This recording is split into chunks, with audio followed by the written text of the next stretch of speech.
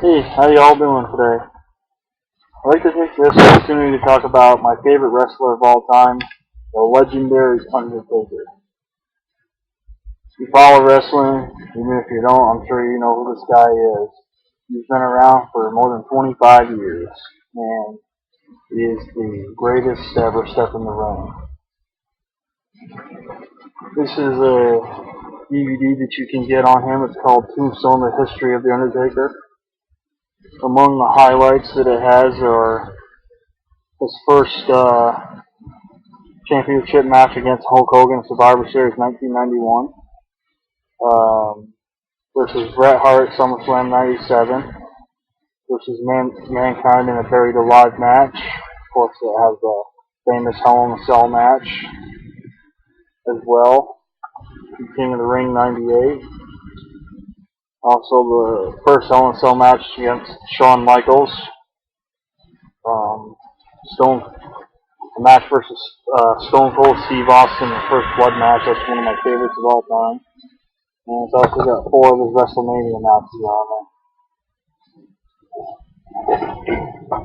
I have many Undertaker figures, 20 plus to be exact. This is one from around 1999, as you can see. The Ministry of Darkness is on the back. His jacket there. The Undertaker is synonymous with the streak. He has the most wins at WrestleMania with 23. He won 21 straight times at WrestleMania. That's the equivalent of like the Red Sox winning 21 World Series in a row. It's just unprecedented. No other thing in sports has ever had that kind of winning streak except maybe the Patriots when they won 21 games in a row. That one time when they went right through a Super Bowl, including the Super Bowl victory. So that was pretty cool. And sorry about the outside windows open, so you probably hear the siren going by. Anyways, the Undertaker doesn't have just the most victories at just WrestleMania. He has the most victories at SummerSlam with 10. Just got his 10th one last year, I might add.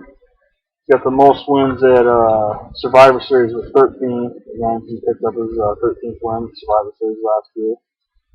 I'm not sure what his record is at the Royal Rumble, but he did win the Royal Rumble, entering at number 30 in 2007. He was the first one to win the Royal Rumble match by entering at number 30. This is another figure from around 1999, as you can see the way he has his goatee. There's a symbol on the side. This is like in his first year, as you can see, the big tie and the purple gloves. Down like mid 90s, early 90s. Undertaker won again this year, WrestleMania, which brought his WrestleMania record to 23-1. Now, if you don't know where the 1 came from, well, it's not an easy topic to talk about. But on April 6, 2014, he entered the ring against Brock Lesnar at WrestleMania. And Brock Lesnar broke the undefeated streak.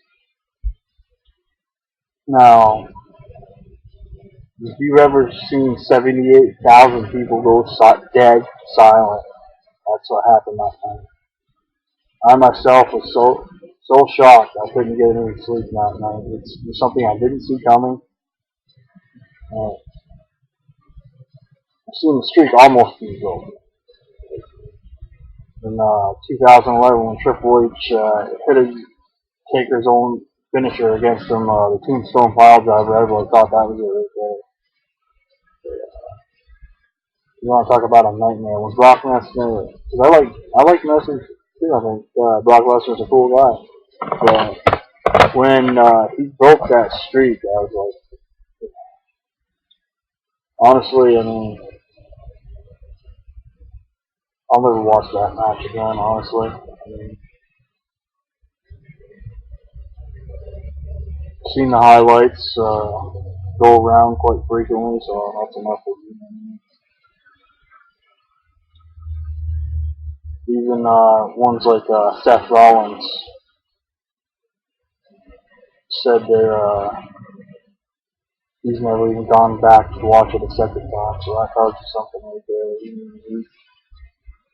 I think he's the same age as me. He's like, I'm going to be 30 this coming Monday, so he just turned 30, so Seth Rollins is the same age as me, about, so.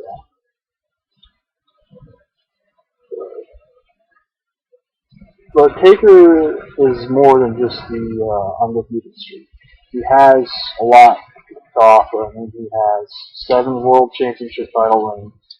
He has 7 tag team title reigns, 1 hardcore championship.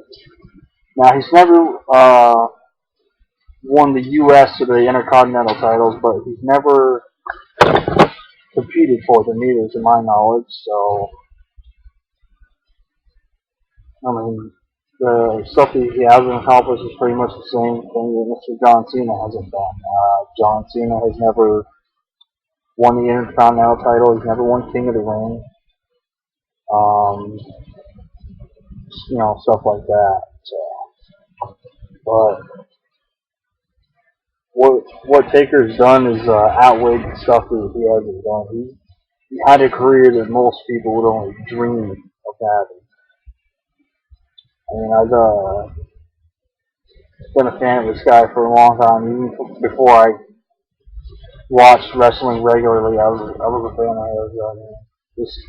This guy's just what they say. He's a phenom. There's nobody better than him. I mean, I'm sure some of you will disagree, but it's just you have to understand what he did for the company when he could have left. He could have jumped ship to WCW, but he didn't. And because of this, he could have been like a 15 or 16 time world champion easy. But he chose to take that to help put over other younger stars and help build the company, which I think is pretty good. That's what John Cena is doing right now. I mean, you need people to do that, and not everybody will do that. It's like Chris Jericho, for example. I mean, theoretically, he should have put over AJ Styles at past WrestleMania, but he didn't. Chris Jericho's at that point where he doesn't need a victory like that. So it's kind of it's the way some of them are, I guess. That's why between Taker and John Cena, they're pretty much the kings of the locker room. I mean, I've seen these guys team up as a tag team a few times, and they work really well together. So it's disappointing that they never wrestled for the tag team championships, because I believe if they did and they won, which they probably would, then they would have a nice long run as the tag team champions. And those idiots that are the tag team champions right now, I'm sorry, but you guys, WWE, you got to let it go. I mean, I understand you're caving into that politically correct crap, but this has gone far enough. I mean, you're trying to build a tag team division. You got to give other people a chance. You can't always keep the titles on like one tag team. Doesn't mean the tag team has to necessarily split up, but they don't always have to hold the titles either. Just like there's a few superstars in the business right now, including Taker, obviously. Taker, John Cena, Triple H, and I forget the other one, but those three guys, anyways, they're past needing titles to show that they're great because they've already cemented their legacies. I mean, what else is there for them to do, really? I mean, like Taker, he's done it all, basically. So is John Cena. Really ain't much for them to do, but yet they still hang around because they love it. But this is an Attitude Era tape you can get. The Undertaker. It's also on DVD, although good luck finding the DVD. Undertaker the Phenom. Pretty cool. Um, Taker Undertaker debuted at Survivor Series 1990, and pretty much everybody knows that. Like I said, he's been around for over 25 years, and normally people don't wrestle that long. I mean, I heard Kane may run for mayor in town in Tennessee, so that'd be interesting. But Kane's another one that's done pretty much everything. He's had different title reigns. He's held the Ace. Kane's held the ECW title. He's held the World Heavyweight title, obviously. Tag team titles, stuff like that. So there really ain't much for him to do either that he hasn't already done.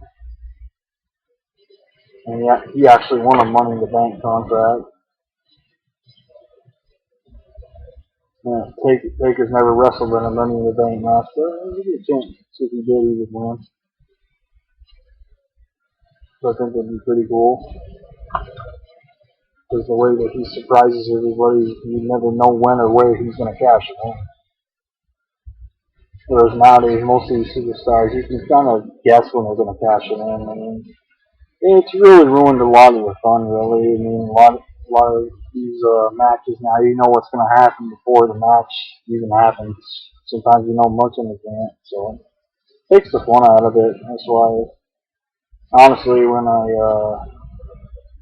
Undertaker says that he's done, that he's officially retired, and I really don't have much of a reason to watch anymore. I mean, it's not what it used to be, and I'm not really sold on a lot of these young guys because, one, they'll push them for a while, and then because these writers are idiots, they don't know what to do, so they'll eventually just get released anyway, just like Damien Sandow got released, you know.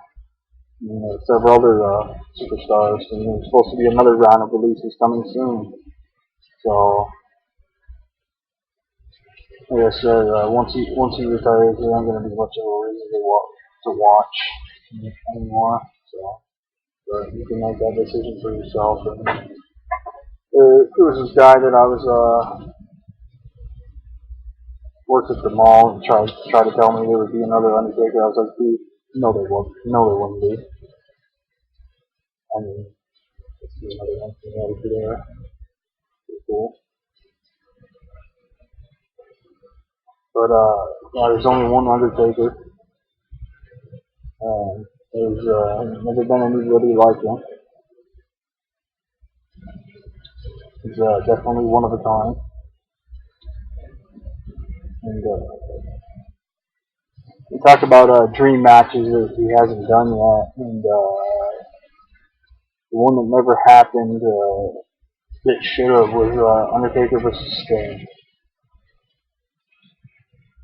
Now, I like Triple H, but he's got too big of an ego. An ego is the problem. Because theoretically, it should have been Undertaker Triple H at WrestleMania. But Triple H wanted to be the one to wrestle him. And Sting ended up getting hurt in a match last September against Seth Rollins, and he officially retired. So you won't be seeing that match, obviously. And another match I would have loved to have seen, but again, it never happened because of his health, and obviously he passed away in '93, and that's Andre the Giant now. Andre the Giant versus Undertaker. I mean, you want to talk about match of the year? That'd be like the match of all time, right there. People thought that Hulk Hogan versus Andre the Giant was good. Andre the Giant versus the Undertaker would have been phenomenal. You couldn't even put it into words. It would be so good. But the only way you can get that now is in a video game, basically. This I assume that you could. I have a PlayStation 2, but I don't currently have any wrestling games.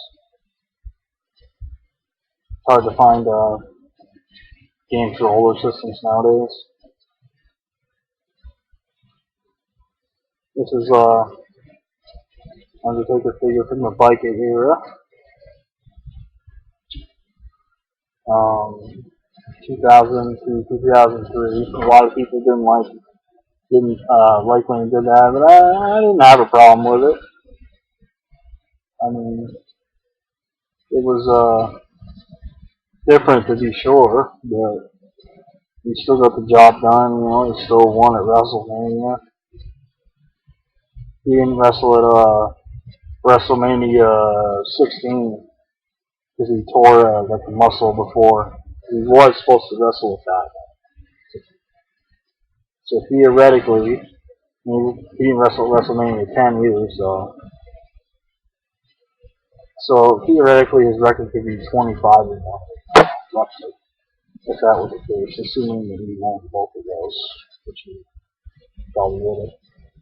But nonetheless, the Dead Man persona came back in '04, which I think is about the time that this one came out. This is somebody cut their hair on this one. I picked this one up at a yard sale.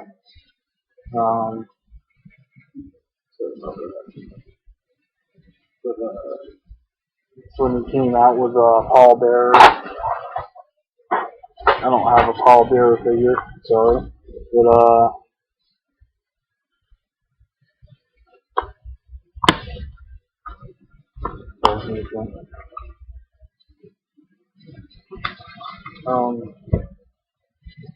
at WrestleMania 20 and wrestled Kane for the second time. Yeah, the match itself really was okay at best. I mean, WrestleMania 20 really wasn't that great to begin with, but Taker's entrance was made it worth it. Now, I don't think I have to tell you that the crappiest match of that night was Brock Lesnar versus Goldberg. That was when they were both leaving the company, and they didn't really put much of an effort into the match itself. So basically, people were rooting for Stone Cold Steve Austin, who was the referee. And I actually have the shirt that Stone Cold wore that night. I was able to find one. I thought it was cool. But yeah, I mean, I wanted to watch the match myself, and I can definitely say it deserves all the flack that it gets for that match. Sucked. It wasn't even amusing accidentally, except for Stone Cold being the referee, which is always entertaining. But whatever. And some of my, well, the Undertaker's wrestled Shawn Michaels twice at WrestleMania and Triple H 2 times. And it's 5-0 against them. And he won against Ric Flair and Randy Orton. Those are the biggest names in wrestling. He's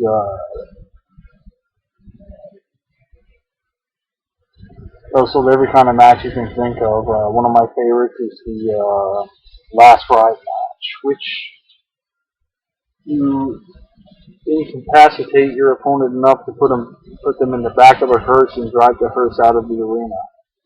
Now, there's only been 2 of these. Undertaker has wrestled in both of them. He won one and lost the other.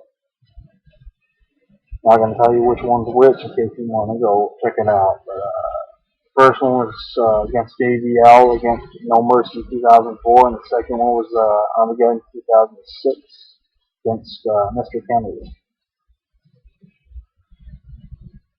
I've only actually seen one of those, and definitely awesome. I wish they would do another one, but this day and age, in this politically correct world that we live in, I mean, that's what the WWE is now. I mean, it's like they're not allowed to bleed. I mean, it's like, really? It's a natural thing.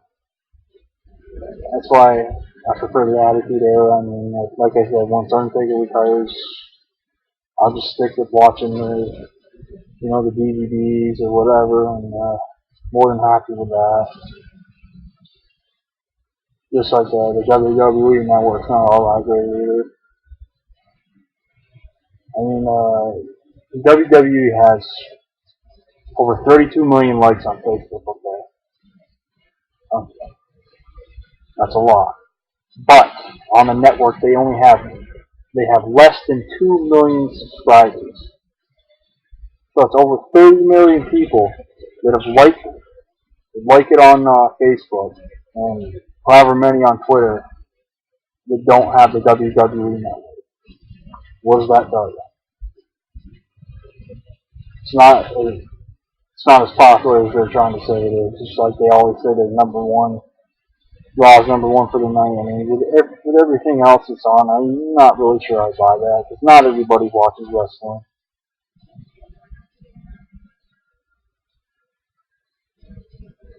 Believe me, I know. I try to talk to people about it, and they don't know what the hell I'm talking about.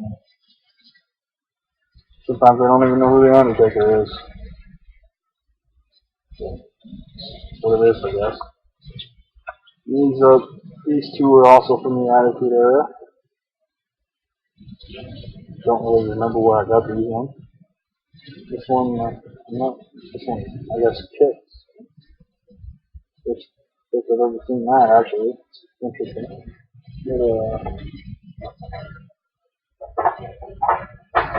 This didn't come with it, but it's a plastic casket. I stuck it in there because it fits the theme. This is the Undertaker trading card. And there's this standard one, Pops. So he's pinning Batista here, I do believe.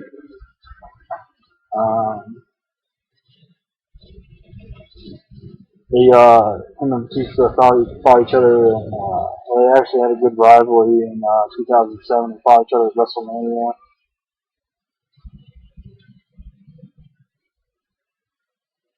Not sure which one I'm outside to say about that. Fought each other at WrestleMania. They also fought each other in a Last Man Standing match. I think it might have been a Backlash or something like that. That was a hell of a match. The WrestleMania one I have to watch again because I don't remember a lot of that. An awesome match against the two was at I think Armageddon 2007. It was a Hell in a Cell match. Well, it was good up until the ending where somebody interfered. Now, when somebody interferes in the match, a lot of times most of the time actually, kind of ruins the match. I mean, here you're trying to enjoy a match, and then somebody has to stick their nose in it. Like, there's this one match against on that Tombstone set. It's Kurt Angle versus The Undertaker, and it's going good up until Brock Lesnar enters the ring and decides to start beating the shit out of both of them. But neither one of them were too fond of that. But it is what it is. It's the way it goes. I noticed that about The Undertaker though. In his matches, there's a lot of interference. He doesn't lose cleanly that often. It's always something that happens that causes him to lose. Usually, like in buried alive matches and first blood matches and stuff like that. It's usually been some sort of interference. Even the first Hell in a Cell match, which I'm sure a lot of you know what happened there. But he's wrestled in 13 Hell in a Cell matches. Or, I think it's 14 by now. But he's got 6 victories. He's wait, make that 7. Yeah, I forgot he won this year at WrestleMania. But he yeah,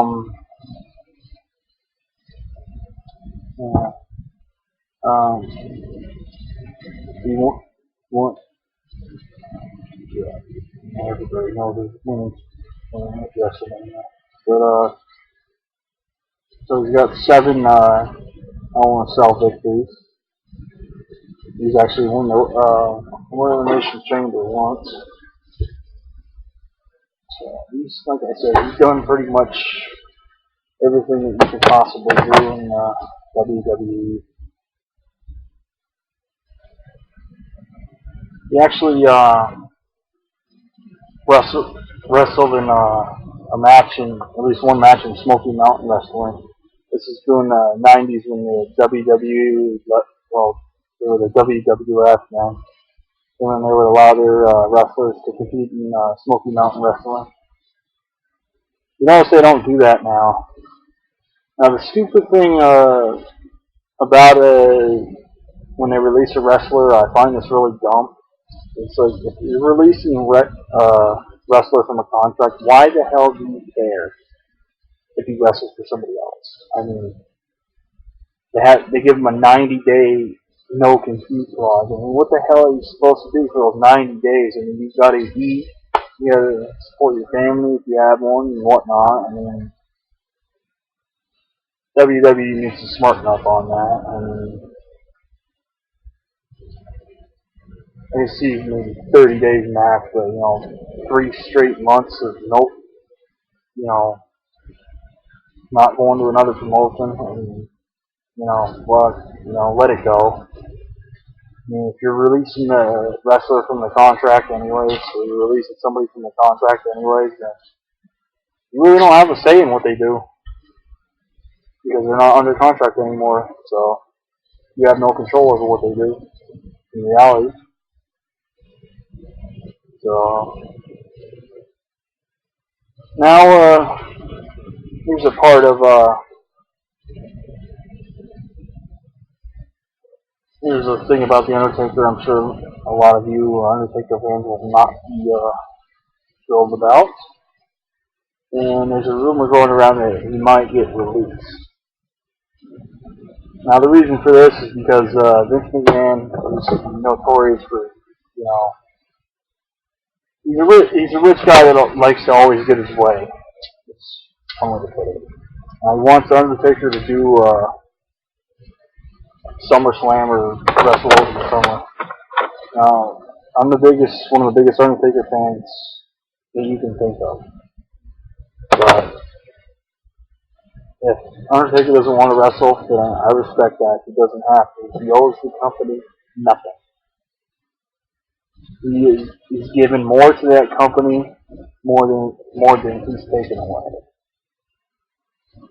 So I don't understand why Vince just doesn't let it go. But then again, like I said, he doesn't let things like that go. And there's a rumor going around that they might release him. And I heard Undertaker's contract was up after WrestleMania 32, which was beginning of April, so it's a couple months ago. So he may not be under contract anyways at this point.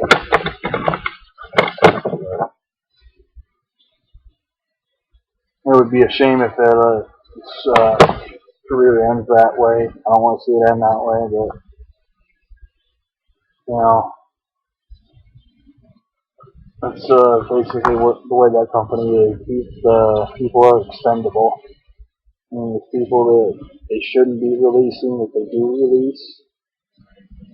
And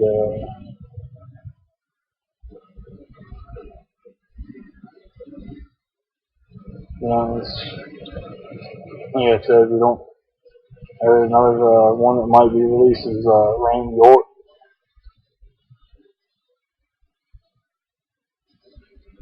So that's the case, and like I said, they're losing a lot of the good ones. I'm not really sold on these young guys because one, they only push them for so long, and two, they can't really carry the company. I mean, people will start losing interest after a while. It happens in baseball all the time. I mean, you know, care how big and mighty you are, your team starts losing, and you notice a lot of people won't pay to come to the games anymore. But you know, like sometimes even if you win, they don't come to the games. Like Florida Marlins, you can go to one of those games and say anywhere you want. There's nobody goes to them. They're a decent team, but they're just not popular. Just like the Tampa Bay Rays. I mean, the only fans they really have are the fans that jumped on the bandwagon when they started winning for a while there. But in fact, there's some teams, just like some wrestlers, just aren't popular. It's like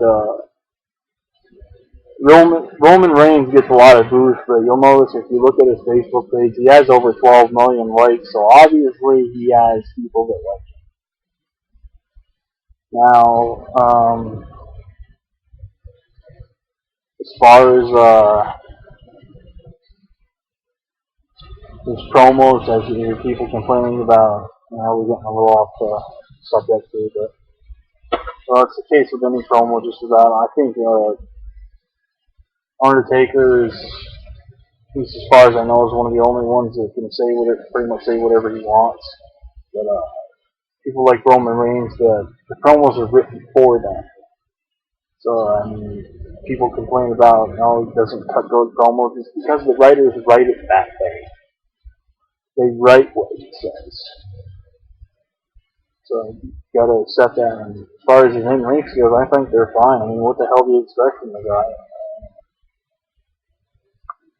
You know, he's a big guy. He wrestles pretty good for a big guy.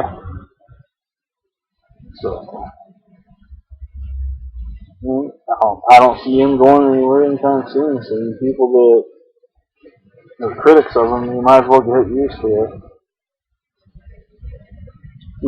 Another thing about the Undertaker before I wrap it up here is about a year or so ago, maybe 2 years now, he bought a gym for his house now. The man that delivered it said he's never delivered that much gym equipment anywhere except through an actual gym.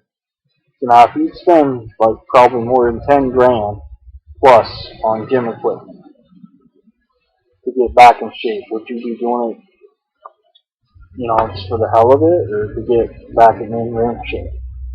And if you've seen Taker wrestle, most recently being at WrestleMania, I mean, he looked better than he did back in '04 when he came back as the dead man from the biker persona, the American Badass persona. So, the people that are critics of the Undertaker really need to wake up. I mean, he's not going to go anywhere unless he wants to. He's not going to retire unless he wants to. It's his choice. You can clearly see that the guy still has it. I mean, he's better than a lot of these young guys. A lot of these young guys and I know it's getting injured pretty easily. Look at Bray Wyatt. The guy can't stay healthy. Hell, Daniel Bryan's younger than him. Look what happened to him. Edge, same thing. So, I mean, Taker's had, obviously a couple injuries here and there, but he's still there. You know, unlikely event that he gets released, which I don't think will happen. He's still there. So, a lot of people want to see him wrestle John Cena, but at WrestleMania or SummerSlam, something like that. But the thing about that is that's not a match you can just have once. Okay, you can't just be one and done. And I think that Taker knows that, so that's why he's a little upset with Vince right now because he knows it's not going to just end at one. So that's the way Vince is. He's going to be like, can you do SummerSlam? And if he does that, can you do Hell in a Cell? Can you do Survivor Series? Can you do another WrestleMania? It's just going to keep going. But like I said, Undertaker's in great shape. I mean, he's got a gym in his house. He's got a wife that's, Michelle McCool. She's really into fitness.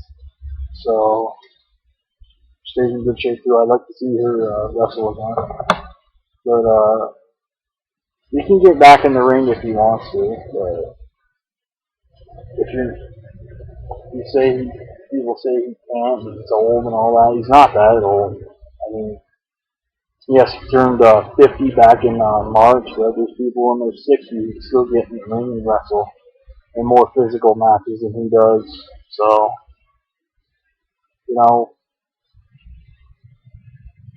what's that tell you? So, it's like Shawn Michaels, he could still get back in the ring if he wanted to.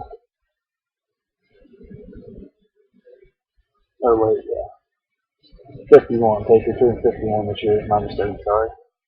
Got him confused with Shawn Michaels. I think Shawn Michaels is turning 50 this year. I do believe. I'm not sure. I have to check it out again. And I forgot Taker was born in 65. So. Well, for a 51-year-old guy, he was pretty well. He did definitely the match at night at WrestleMania. All in all, WrestleMania 32 was a good WrestleMania. I don't understand why some people didn't like it. I mean, a lot of people didn't like the main event, Roman Reigns versus Triple H. I thought it was fine. I mean, it's been a while since Triple H has been in the main event at WrestleMania, so he's earned it. Like I said, Roman Reigns isn't going anywhere, so you better get used to that. Whether he's a champion or not, he's not going anywhere. Seth Rollins isn't going anywhere. As far as I know, Dean Ambrose isn't going anywhere. Now he's a crazy fucker. But he should be getting more of a chance than he's getting Dean Ambrose should. I'm sure he will at some point. Like I said, there's definitely some good ones there, but there's ones that don't really do much that probably should be released. They're being misused anyways, and stuff like that. That Fandango and that other guy there, Tyler Breeze. I mean, there's Fandango. I'm surprised is still there. So. And as far as the Miz, I wish he would get released. But like I said, once Undertaker retires, I'm not going to watch it. It is what it is, I guess.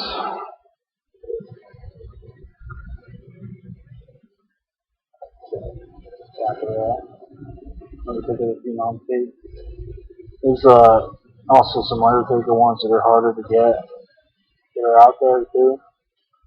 Like there's have you hear a DVD that's called Undertaker, This Is My Yard. I had a chance to buy that a couple of years ago, but I didn't do it. So I'm going there. It's all fine. A copy of that.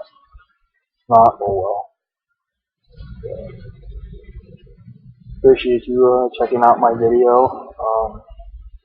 I'm trying to get a different microphone and trying to adjust the camera to do different things. Like I said, I don't have definitely don't have the best equipment, but I try to do what I can with what I got, which is what Kurt Gummer would say. I'm trying to doing what I can with what I got. I just try to get my videos know that someday they will improve a lot more. Like I said, I'll get a better microphone and maybe a better camera if I need to. Maybe in a small room, as you can see, everything's cluttered up. That's what happens when you live in a small place. So it is what it is. Yeah, and Undertaker's the greatest wrestler of all time, and that's about it. I mean,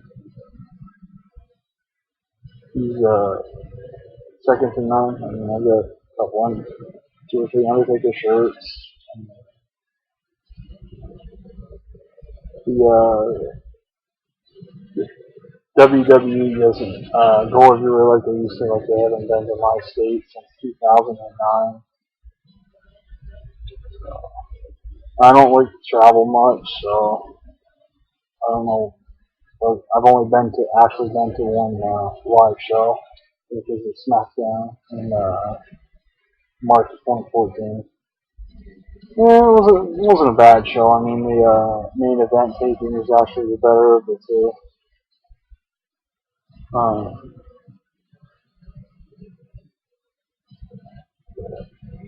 Undertaker wasn't there. It's too bad because I'd love to see that entrance live.